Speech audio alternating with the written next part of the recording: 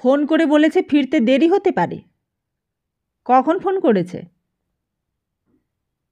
এই সামান্য প্রশ্নটা শক্তিনাথ কেন যে বাঘের মতো গর্জে উঠে করলেন তা শক্তিনাথই জানেন, অথবা শান্তনাও জানেন। কিন্তু শান্তনা সেই জানাটা জানতে দিলেন না। শান্তনা যেন খেয়ালই করেননি শক্তিনাথ গর্জে উঠেছেন। এমনিভাবেই সহজ আলগা গলায় বললেন, এই তো একটু আগে। নমস্কার, আমরা শুনছি আশাপূর্ণা দেবীর ছোট গল্প জালিয়াত। কেমন কাটলো সবার পুজো? আশা করছি ভালো কাটলো।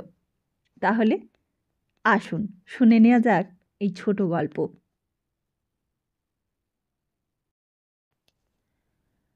শান্তনা ঠিক এই সময়টাতে যেন ফ্রিজ থেকে ঠান্ডা জলের বোতলটা বার করবার খুবই দরকার পড়েছে। তাই মুখ না ফিরিয়েই সেটা নিয়ে টানাটানি করতে থাকেন। শক্তিনাথের গর্জনটা অতএব আরেক ধাপ উপরে উঠল। একটু আগে মানে? আমি কোথায় ছিলাম? কটার সময় করল? আর ঠান্ডা জলের বোতল নিয়ে নাড়াটাড়ি চলে না। শান্তনাকে এইবার মুখ ফেরাতেই হয়, গলার স্বরও ফেরাতে হয়। সেই ফেরানো গলায় বলেন, ফোন আসার সঙ্গে সঙ্গে ঘন্টা, মিনিট, সেকেন্ড লিখে রাখতে হবে, এটা জানা থাকলে লিখে রাখতাম। হ্যাঁ, এক এক সময় এরকম সুর বদল করতে হয়। গর্জনকে বাড়তে দিলে আপন প্রেস্টিজটা কোথায় থাকে? শক্তিনাথ গুম হয়ে যান, বলেন, পাশের ঘরে বসেই রয়েছি, ফোন এলো আর জানতেই পারলাম না। একটু আশ্চর্য লাগছে বই কি। বই পড়ছিলে, অন্যমনস্কও তো থাকতে পারো, বাথরুমেও যেতে পারো। জানতে না পারাটাও আশ্চর্যের নয়। খেতে দিতে বলি তাহলে? ও, খেতে দিতে? খেয়ে নিতে হবে। শক্তিনাথ বলেন, রাত 12টা বাজবে এই কথা বলেছে বুঝি? শান্তনার ইচ্ছে হয় বসে পড়েন, ইচ্ছে হয় আর একটিও কথা না বলেন। আর পারছেন না মিথ্যার জাল বুনে বুনে ঘর সামলাতে। কতদিন থেকে চলছে এই জাল বোনা? ছেলেমেয়েরা বড় হয়ে ওঠা পর্যন্তই তো। সত্যি কথা আর কটা বলতে পারেন? ছেলেমেয়েদের মন আর মান রাখতে এবং শক্তিনাথের মেজাজের পাড়া নর্মেলে রাখতে অহরহই মিথ্যার চাষ করে গেছেন। বড় মেয়ে যখন বড় হয়ে উঠল, শান্তনার কি যন্ত্রণাতেই না দিন গেছে। শক্তিনাথের হুকুম, মেয়ে তার কলেজের বাইরে একটি মিনিটও সময় বাড়ির বাইরে থাকবে না। অথচ সেই মেয়ে সেই হুকুমের প্রতিবাদে মুখর। সে কলেজ ফেরত বান্ধবীদের বাড়িতে চলে যাবেই যে কোনো দিন, না বলা না কওয়া। ফিরবে সন্ধে করে। আর এমনই আশ্চর্য, ঠিক সেই দিনই যেন হাতে গুনে গুনে শক্তিনাথ আপিস থেকে ফিরে আসবেন 7 তাড়াতাড়ি। এসেই সন্ধানী দৃষ্টি নিক্ষেপ করে বলবেন, বুলিকে দেখছি না যে। অতএব মিথ্যার জাল বুনতেই হতো সন্তানকে। বলে গেছে ক্লাসের কোনো মেয়ের বাড়িতে যাবে, একসঙ্গে খানিকটা পড়তে, সামনে এক্সামিন আসছে তো। সত্যের জন্য বেড়া বাঁধতে হয় না, খোলা দরজা হাট করে ফেলে রেখে দেওয়া চলে। মিথ্যের জন্য অনেক আটঘাট, অনেক বেড়া বাঁধতে হয়। তাই সামনের এক্সামিনটা মনে পড়িয়ে দিতে হয়। অবশ্য শক্তিনাথকে সন্তুষ্ট করা অত সহজ নয়। শক্তিনাথ ব্যঙ্গের গলায় বলতেন, বান্ধবীর বাড়ি গিয়ে পড়া করতে হবে কেন? নিজের বাড়িতে পড়বার জায়গা নেই? থাকবে না কেন? শান্তনার অম্লান কণ্ঠ। দুজনে মিলে নাকি পড়া ভালো হয়, তাই। দুজনে মিলে পড়া ভালো হয়, একলা হয় না। শক্তিনাথ আরো ব্যঙ্গের গলায় প্রশ্ন করতেন, আমরা কখনো এক্সামিনের পড়া করিনি কেমন? তখনও শক্তিনাথের কণ্ঠে গর্জন দেখা দেয়নি। কটূক্তিত কথায় ব্যঙ্গ দেখা যেত। শান্তনাও অতএব কিছুটা কৌতুকের গলায় উত্তর দিতে পারতেন। তা সে তুমি তখন কি করেছো তুমি জানো, আমি তো আর এক্সামিন দিইনি যে মেয়ের সঙ্গে তর্কে নামব। তর্কে নামবার কথা উঠছে কেন? শক্তিনাথ বলতেন, নিষেধ করে দেবে, বলবে এইসব আদিক্ষেতার দরকার নেই। শান্তনা যদি তার সন্তানের মান বজায় রাখার চিন্তায় ব্যস্ত না হতেন, অনায়াসেই বলতে পারতেন, নিষেধটা তুমি করে দিও, এক্ষুনি তো আসবে। কিন্তু শান্তনার ভয় হতো হয়তো তাতে তার বড় হয়ে যাওয়া মেয়েটির মান বজায় থাকা শক্ত হবে। শক্তিনাথ হয়তো ভুলে যাবেন বুলবুল এখন আর ফ্রক পরে না, বুলবুল এখন আর স্কুলে ছাত্রী নয়। শান্তনা ভুলে যান না। আর বুলবুল নিজে যদি ভুলে থাকতো তার সেই সদ্যলব্ধ মর্যাদার অহংকার, তাহলে কত সহজই হয়ে যেত শান্তনার জীবন। শান্তনা ভেবে অবাক হতেন, ওটুকু অহংকার ছাড়লেই বা কি এসে যায় ওর, বাপের কাছেই তো। কিন্তু তা তো হয় না, অন্তত হতো না। বুলবুল তো তার সেই বাপেরই মেয়ে। তাই বুলবুল আসার আগে কাটা হয়ে থাকতেন শান্তনা। সিঁড়িতে তার পদধ্বনির জন্য কান পেতে থাকতেন, ঠিক সেই মুহূর্তে যাতে কোনো একটা ছুতোয় নিজে তরতরিয়ে নিচে নেমে যেতে পারেন, নিচে থেকে মেয়েকে অবহতি করিয়ে দিতে পারেন। বাবা ফিরেছে, তো দেরি দেখে চটি দাও, নিঘাত কষে ধমক মারবে একখানা, বুঝে সুঝে উত্তর দিও বাবা। হ্যাঁ, এই ধরনের হালকা ভাষায় ব্যবহার করতে হতো শান্তনাকে। জানতেন মেয়েকে যদি বলে বসেন, তোর দেরি দেখে তোর বাবা ভীষণ রেগে আছে, সাবধানে কথা কস, তাহলে মেয়ে তদ্দণ্ডেই প্রতিজ্ঞা করে বসবে, অসাবধানী হব। কারণ বাবা রেগে গেছে তার গতিবিধির অনিয়মে, এই খবরটুকুই তো তার মাথা জ্বলে ওঠার পক্ষে যথেষ্ট। আড়ালে কোনো দিন মেয়েকে বলে দেখেছেন, কলেজ ফেরত এখান ওখান যাওয়া, ছুটির দুপুরে সিনেমা টিনেমা দেখতে বেরিয়ে যাওয়া, এসব যখন তোর বাবা দেখতে পারেন না, রেগে মেগে যায়, তখন করিস কেন বাপু? মেয়ে বরফ ঠান্ডা গলায় উত্তর দিয়েছে, বাবা যা চাইবে পৃথিবীতে ঠিক সেটাই ঘটবে, এমন ভাবাটাই তো ভুল মা। পৃথিবীর কথা হচ্ছে না, ওর নিজের সংসারে ওনার ইচ্ছায় অনিচ্ছের মূল্য থাকবে, এটা তো উনি আশাই করতে পারেন। বাবার সংসারটা পৃথিবী ছাড়া নয় মা, আর বাবার ছেলেমেয়েরাও পৃথিবীরই মানুষ। চটাচটি করে তো কেবল অশান্তির সৃষ্টি করা বাপু। 19 বছরের বুলবুল ফট করে বলে বসেছে, সে কথাটা বাবাকে বোঝালে আরো ভালো হয় মা। শান্তনা আহত হয়েছেন, অপমান বোধও করেছেন হয়তো। তবু ওই মেয়েটাকে সরাসরি তার বাপের মুখোমুখি নিক্ষেপ করতে পেরে ওঠেননি। কেন পারেননি? সন্তান সম্পর্কে এতই অন্ধস্নেহ শান্তনার? নিজেও অনেক ভেবেছেন শান্তনা, বিশ্লেষণ করে করে দেখেছেন নিজেকে। কই, তেমন স্নেহান্ধ তো মনে হয়নি নিজেকে কখনো। শক্তিনাথের মতো অত ক্রুদ্ধ হয়ে না উঠলেও মেয়ের আচার আচরণে বিরক্তবোধ যথেষ্ট করতেন। মেয়ের এই অধিকারবোধকে মোটেই সমর্থনের চোখে দেখেন না, তবু সংঘর্ষও নামতে চান না। চান না সংসারের শান্তিকে বিঘ্নিত করতে, তাই অহরহ ম্যানেজ করে ফেলতে চেষ্টা করেন। তার মানে শান্তনা সংসার চান, চান তার শান্তি শৃঙ্খলা সভ্যতা। শক্তিনাথ যদি সেইটুকুই চাইতেন, তাহলে হয়তো শান্তনাকে নিজের সঙ্গে এত লড়াই করতে হতো না, আর এত মিথ্যার জাল বুনে চলতে হতো না। ক্রমশই যে মাকড়সার মতো নিজের জালে নিজেই আটকে পড়ে যাচ্ছেন শান্তনা। তাই বুলবুলকে নিয়ে শেষ পর্যন্ত চরমেই উঠেছিল। তবু শান্তনা কত চেষ্টাই না করেছিলেন। শক্তিনাথ বলতেন, সিনেমা দেখতে বন্ধুদের সঙ্গে যেতে হবে কেন? তোমার সঙ্গেও তো যেতে ছাড়েন না, তাতেও মন ওঠে না। শান্তনা আটঘাট বাঁধতে বসতেন।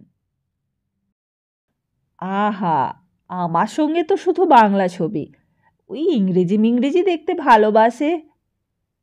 ও, ভারী একেবারে ইংরেজি নবীস মেয়ে হয়েছেন। সিনেমার ইংরেজি বুঝতে ওর বাবারও সময় লাগে, বুঝলে? অত সোজা নয়, ওসব ছুতো। তখন?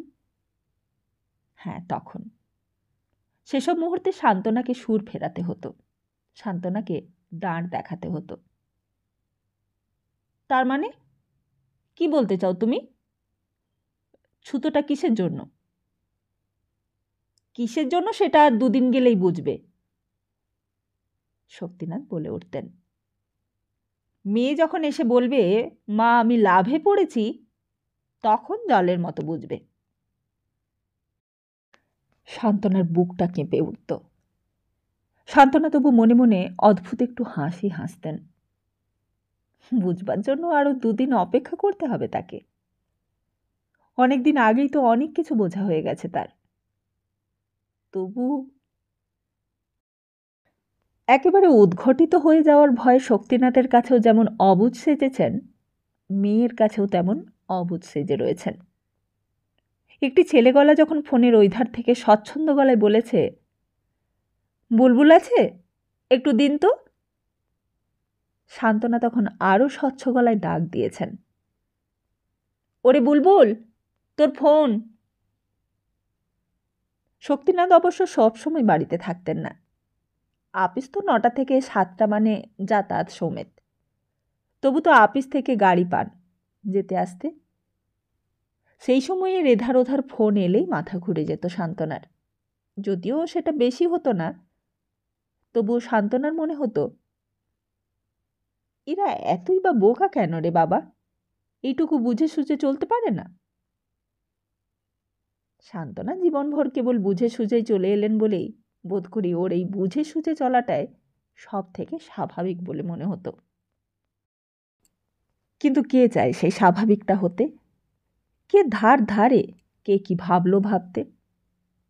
তাছাড়া জরুরি বলেও তো ব্যাপার থাকতে পারে ওদের। বুলবুল পর্বের সময় শক্তিনাথ বাড়িতে থাকাকালীন টাইমেই শান্তনাকে প্রায় টেলিফোনের কাছে বাসা বাঁধতে হতো, যাতে জিনিসটা শক্তিনাথের হাতে গিয়ে না পড়ে। মিলিয়ার সীতুও তখন নাবালকদের দলে। ফোনটা এসে ধরলে হয়তো চিৎকার করে ডাকতো, দিদি, একটা ছেলে তোকে ফোনে ডাকছে। অতএব শান্তনাকেই পাহারা দিতে হতো। শান্তনা তেমন অবস্থায় পড়লে রিসিভারের মুখে হাত চেপে গলা তুলে ডাক দিতেন, বুলু, তোকে বোধহয় নিভা ডাকছে, তাই তো মনে হলো। এটা মেয়ের প্রতি ইশারা, যাতে মেয়ে বাপের কান বাঁচিয়ে প্রেম আলাপ করে, যাতে পাশের লোক বুঝতে না পারে বন্ধু কি বান্ধবী। অথচ আবার মেয়েকেও জানতে দেওয়া চলে না যে আমি তোমার লুকোচুরির উপদেষ্টা, তাই লাইনে শেষে যোগ করতে হয়, তাই তো মনে হলো। এই করেই চলেছেন, এইভাবেই চালিয়েছেন। তবুও শেষ রক্ষা হলো না। একদিন ঝড় উঠল বাড়িতে। শক্তিনাথ নিজের চোখে দেখে এসেছেন বুলবুল একটা ছোঁড়ার সঙ্গে হাসতে হাসতে সিনেমা হল থেকে বেরিয়ে একটা রেস্তোরাঁয় ঢুকে গেল। শক্তিনাথ আপিসের গাড়িতে, সঙ্গে আরও 2জন সহকর্মী। আপিসের চেনা ড্রাইভার, কাজেই শক্তিনাথের তখন হাত পা বাঁধা। শক্তিনাথ বাড়ি ফিরে রসাতল করতে লাগলেন। শান্তনা একবার ক্ষীণকণ্ঠে বলতে চেয়েছিলেন, তুমি হয়তো কাকে দেখতে কাকে দেখেছ, বুলু তো কলেজ ছুটি হয় 4:30, ও কি করে ম্যাটিনিতে সিনেমা দেখবে, তাও আবার আপিস পাড়ায় গিয়ে? কিন্তু এ যুক্তি কি ধোপে টেকে? শান্তনা কি এইমাত্র পৃথিবীতে ভূমিষ্ঠ হলেন? কলেজ পালানো বলে কোনো শব্দ কি কখনো শোনেননি? বেশ, তা যদি না শুনে থাকেন তো বলুন, 4:30টার পর 7টা বাজতে যে সময়টা লাগে, মেয়ে ততক্ষণ কি করছে তবে?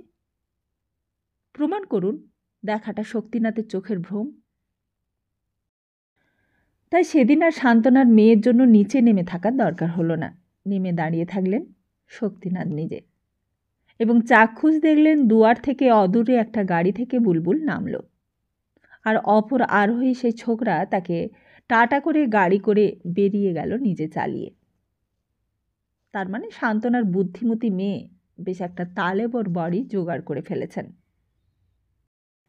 এর জন্য মেয়ের মা বাপের মেয়ের কাছে কৃতজ্ঞ হওয়াটাই উচিত ছিল, কিন্তু সান্ত্বনার বুদ্ধিহীন স্বামী তার বদলে অত বড় মেয়ের গালে ঠাস করে একটা চড় কষিয়ে দিয়ে বসল।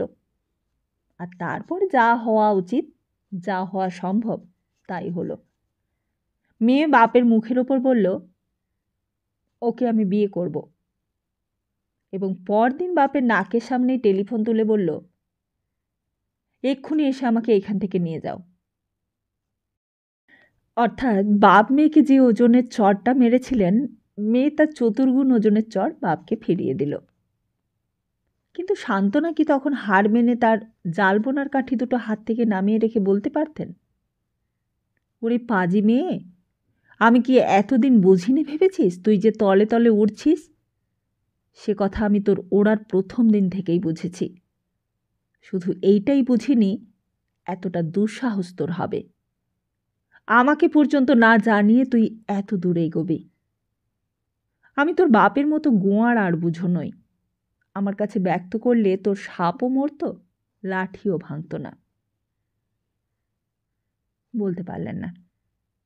বললে বাকি জীবনটা তো ওই জালবোনা বন্ধ করতে হতো। ধরা পড়ে যেতেন শক্তিনাথের কাছে। তাই সান্ত্বনাকেও আকাশ থেকে পড়তে হলো। সান্ত্বনাকে মেয়ের মুখ দেখা বন্ধ করতে হলো। সান্ত্বনাকে বলতে হলো, কি করে বুঝবো, কেমন করে ভাববো যে ও আমার সঙ্গে এত চাল চালছে? আমি ভাবি সবাই মেয়ে বন্ধু। আর এমনটা তো হরদমই দেখি যে গোটা কত কম বয়সী মেয়ে দল বেঁধে সিনেমায় যাচ্ছে, শাড়ি জামার দোকানে যাচ্ছে, চা খেতে দোকানে ঢুকছে। এখানেও বেঁধে নিলেন একটু বেড়া, করে নিলেন একটু রিপুকর্ম। হরদম দেখেন। হরদম দেখেন বলেই না সান্ত্বনার সরল মনে সন্দেহ ঢোকেনি। কাজেই সান্ত্বনা ওইসবের মধ্যে কোনো দোষই দেখতে পাননি। কেমন করে জানবো বুলুর বেলাতেই মেয়ে বন্ধু নয়, ছেলে বন্ধু? না, পিতৃগৃহে ঢোকবার অধিকার বুলবুল আজও পায়নি। আজও শক্তিনাথ বড় মেয়ের মুখ আর দেখেননি। মেয়ে অবশ্য নত হয়ে এসে তেমন চেষ্টাও করেনি। তবে মাসির বাড়ির ঠিকানায় মাকে মাঝে মাঝে চিঠি দেয়, এবং আগে থেকে যোগাযোগ করে সেই মাসির বাড়িতে মাতা কন্যার মিলন হয়। মেয়ের পুজোর জন্মদিনের শাড়ি ওই পথেই মেয়ের হাতে পৌঁছয়। মিনি জানে, সীতুও জানত। এখন আর জানে না সীতু। ভুলেই গেছে ইহজগতে দিদি নামের যে কোনো একটা প্রাণী ছিল, অথবা সীতুর কর্মজীবনের সঙ্গীরা ব্যতীত আর কেউ আছে এই জগতে, সে কথা মনেই নেই সীতুর। মিলি মাঝে মাঝে মার সঙ্গে যায়, তবে প্রকাশ করে না। কিন্তু শক্তিনাথ আজও অন্ধকারে। শক্তিনাথ জানেন তদবধি বুলবুল নামটাই মুছে গেছে এই সংসার থেকে। শক্তিনাথ কি তবে সম্পূর্ণ সুখী? নিজের সংসারে নিজের এই মর্যাদা বজায় থাকায় শক্তিনাথ কি অহংকারে মটমটে হয়ে আছেন? তার কই। বুলবুলের অধ্যত্ব ভুলতে না ভুলতেই সীতানাথ ওরফে সীতু একেবারে অধ্যত্বের রাজা হয়ে বসে থাকল। সাংসারিক বিধিনিষেধ নীতিনিয়ম এসবের ধার ধারে না সীতু। সীতুর নীতি যা ইচ্ছে তাই করবে, কোনো কৈফিয়তের উত্তর দেবে না। জেরা করতে এলে এমন একটি মোক্ষম বুলি শুনিয়ে দেবে যে দুবার আর জেরা করতে হবে না। অতএব সীতু কখন বেরোয়, কখন ফেরে, কখন খায়, কখন না খায়, কিছুরই ঠিকঠাক নেই। শুধু রাতের কাহটা বাড়িতে খায়, আর রাতের শোয়াটা বাড়িতে শয়, এতটুকুই ভরসা। আর ওইটুকু জোরে সান্ত্বনা সারাদিনের সমস্ত বেঠিকগুলোকে ঠিকঠাকে চেহারা দিয়ে শক্তিনাথের পাতে পরিবেশন করেন। সীতু যদি না খেয়ে দিয়ে বেলা 10টায় বেরিয়ে গিয়ে রাত 10টা পর্যন্ত নাও ফেরে, সান্ত্বনা শক্তিনাথকে বলেন, এই তো বিকেলবেলা বেরোলো, তুমি আসবার একটু আগেই, কলেজ থেকে ফিরে জলটল খেয়ে। সীতু আজকাল আদৌ কলেজে যায় কিনা সান্ত্বনা জানেন না, তবু এখনও তার ওই জলটুকু আবরণ দিয়ে ঢেকে রেখেছেন সেই সন্দেহটিকে। সান্ত্বনা সীতুকে বুঝতেই দেন না যে সে সন্দেহ করে। সান্ত্বনা বোধ করি ভাবেন, একবার সন্দেহ প্রকাশ করলেই সীতু বেহেড হয়ে যাবে, সীতু নিরাবরণ হয়ে যাবে। তাই তিনি সীতুকেও বলেন, কলেজ ফেরত এখান সেখান ঘুরিস কেন? একবার বাড়ি এসে খেয়ে টেয়ে তো যেতে পারিস বাবা। আড্ডা বড় না শরীরটা বড়? ঠিক ওই মুখটাই সীতু বলে উঠতে পারে না, কলেজ আবার যাচ্ছে কে, ও কলেজ ফলেজ যায়নি। সীতু গুজগুজ করে যা বলে তার অর্থ এটা হতে পারে, খিদে পেলে কোথাও না কোথাও খেয়ে নিতে পারে সে, অত ভাববার দরকার নেই। সীতু যেদিন বেশি রাত করে, সান্ত্বনা হঠাৎ বলে ওঠেন, এই রে, একেবারে ভুলে মরেছি, সীতু যে বলেছিল আজ একটু রাত হবে। এতদিন শক্তিনাথের হাল ছেড়ে দেওয়া উচিত ছিল, শক্তিনাথের নখদন্তহীন বৃদ্ধ ব্যাঘ্র বনে যাওয়া উচিত ছিল, কিন্তু শক্তিনাথ সেই উচিত কর্মটি করেননি। শক্তিনাথ যুগের দিকে তাকিয়ে দেখতেও চেষ্টা করেননি। তাই শক্তিনাথ এখনো বাঘের গর্জনেই প্রশ্ন করে উঠতে পারেন, খেয়ে নিতে হবে? ফিরতে রাত 12টা বাজবে এই কথা বলেছে বুঝি? আজ আর হঠাৎ বলে উঠবার উপায় ছিল না, এই রে, ভুলে মরেছি, সীতু যে বলেছিল ফিরতে দেরি হবে। কারণ আজ শক্তিনাথের শরীরটা ভালো ছিল না। শক্তিনাথ সারাদিন বাড়িতেই আছেন, আর শক্তিনাথের চোখের সামনেই বেরিয়ে গেছে সীতু সাত সকালে ভাত খেয়ে। সান্ত্বনা হেঁকে বলেছিলেন, আজ বুঝি তো 10:30টায় ক্লাস? সীতু কি যেন একটা বললে, অথবা হয়তো কিছুই না বলে তরবরিয়ে চলে গিয়েছিল। অতএব আজ রাত্রির ঘড়ির দিকে তাকাতে তাকাতে বুক যখন কেঁপে উঠল, তখন বলতেই হলো, এইমাত্র ফোন করল। শক্তিনাথ ও বেলা খাননি, এই বেলা 2খানা গরম লুচি খাবেন। তাই সান্ত্বনা কাঁপা বুকে শক্ত করে বললেন, খেতে দিতে বলি? আর শক্তিনাথের তীব্র প্রশ্নের উত্তরে বলেন, ওকে নিয়ে তো পারা যাবে না দেখছই, নিজের শরীরটা আর নষ্ট করে কি হবে? শক্তিনাথ ক্রুদ্ধ গলায় বলেন, তোমার প্রশ্রয়ই এত বার বাড়ছে। ও কথা তো আর নতুন না। এই বলে সান্ত্বনা বামুন ঠাকুরকে নির্দেশ দেন, ঠাকুর, দাদাবাবুর খাবার ঢেকে রেখে আমাদের খেতে দিয়ে দাও, বাবুর লুচিটাকে আবার একসঙ্গে ভেজে ফেলো না, একখানা একখানা করে ভেজে দিও, আর আমাদের হয়ে গেলে তুমিও খেয়ে নিও। সান্ত্বনার প্রতি ভগবানের অসীম দয়া যে শক্তিনাথ খেতে বসলেন, হয়তো সারাদিনের উপবাসের ফলশ্রুতি, হয়তো ঠাকুরকে পর্যন্ত খেয়ে নিয়ে দাদাবাবুর প্রতি অবহেলা দেখানোর কথায় কিঞ্চিত প্রসন্ন হলেন। মোট কথা খেতে বসলেন তিনি, এবং মিলি আর সান্ত্বনা। শক্তিনাথ তার ছোট মেয়ের পাতের দিকে তাকিয়ে বললেন, মাছটা সব ফেললি যে? মেয়ে উত্তর দেবার আগেই সান্ত্বনা তাড়াতাড়ি বলে উঠলেন, খুব ঝাল লাগছে বুঝি মাছের ডালনায়? আমারও একটু একটু। ঝাল আবার কোথায়? শক্তিনাথ বললেন, ও ঝাল ফাল কিছু হয়নি, ও যে লঙ্কার ফোড়নটি পর্যন্ত খেতে পারে না। মিলি বেঁচে ছিল, কারণ মাছ নামক বস্তুটিকে সে আদৌ গলাধ্যকরণ করতে পারে না, শুধু বাবার ভয়ে ভাঙে আর ভেঙে ছড়িয়ে ফেলে দেয়। ঝালের সম্বন্ধে মিলি তবু রেহাই পাচ্ছিল, সুশৃঙ্খলেই আহার পর্বটা মিটে যেত। কিন্তু তা আর গেল না, শেষ রক্ষা আর হলো না। শক্তিনাথ তখনও দুধের বাটিতে হাত দেননি, ঝনঝনিয়ে ফোনটা বেজে উঠল। বেশি রাত হলে টেলিফোনের শব্দটা এইরকম জোরে লাগে, যেন এসে ধাক্কা মারল, যেন কোনো অশুভ বার্তা নিয়ে এসেছে। সান্ত্বনার সর্বশরীরে যেন ওই ঝনঝনানিটা একটা ধাক্কা মারল। সান্ত্বনার হাত থেকে ভাতের গ্রাসটা পড়ে গেল। সান্ত্বনার মনে পড়ল না, ঝাঁপিয়ে পড়ে গিয়ে টেলিফোনটা তাঁরই ধরা উচিত ছিল। সান্ত্বনার মনে পড়ল না, তাই সেই অবসরে শক্তিনাথ ঝাঁপিয়ে পড়লেন, বাঁ হাতে রিসিভারটা তুলে নিলেন। তারপরেই শক্তিনাথের মুখ থেকে অদ্ভুত অদ্ভুত সব কথা বেরোতে লাগলো। মিলির মুখটাও হাঁ হয়ে গেল। সান্ত্বনা আচ্ছন্নের মতো তাকিয়ে রইলেন, আর শক্তিনাথের সেই কথাগুলো যেন পরিস্থিতিটার ওপর আছড়ে আছড়ে এসে পড়তে লাগলো। কে? সুব্রত? কি ব্যাপার এত রাত্রে? কোথা থেকে কথা বলছো? বেলেঘাটা থানা থেকে। সুব্রত সান্ত্বনারই দিদির ছেলে।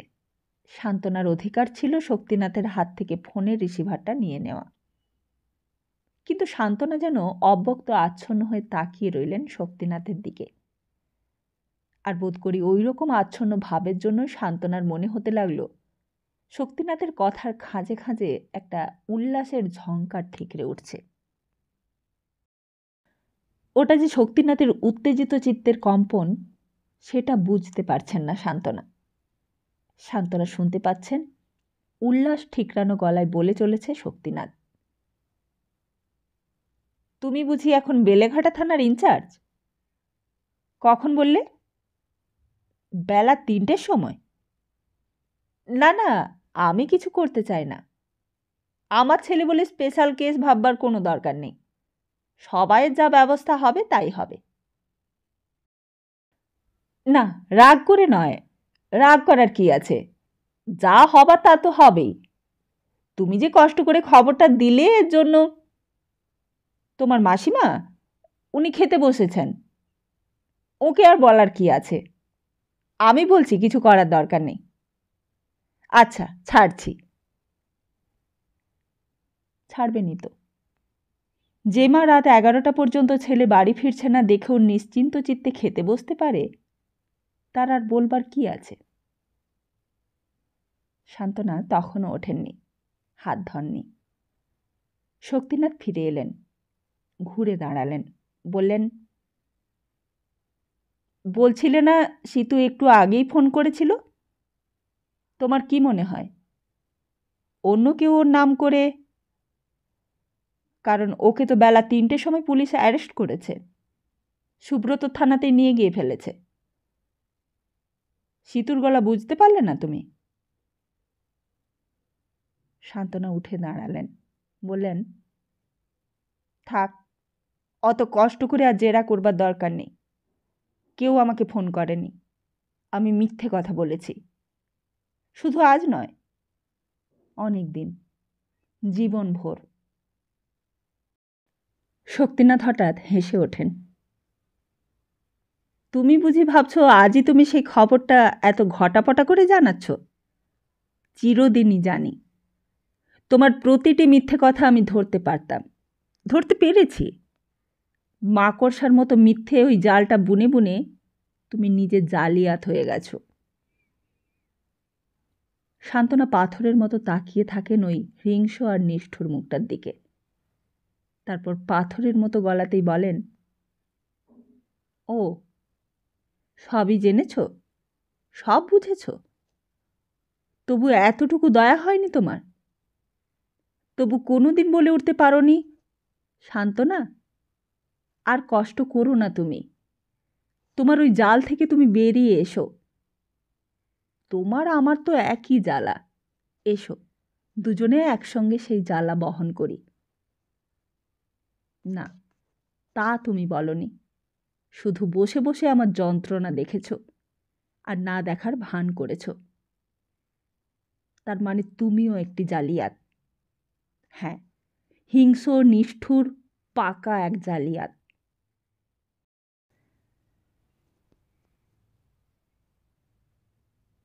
আমরা এতক্ষণ শুনছিলাম সংসারের জালে জড়িয়ে পড়া জর্জরিত এক মায়ের কাহিনী। হ্যাঁ, আমাদের হাতে কিছুই থাকে না সংসার যখন আমাদের নিজেদের আয়ত্তের থেকে বেরিয়ে যায়। কিছু করার থাকে না, না বাবার না মায়ের। অবশ্য সামলাতে হয় বেশি মাকেই। মাকেই জালিয়াতির জাল বুনতে হয়, মাকেই জালিয়াতির বেড়াজালে আবদ্ধ হতে হয়। তবেই চলে এই সংসার তার নিজের নিয়মে। নমস্কার, খুব তাড়াতাড়ি আসছি নতুন আরেক গল্প নিয়ে।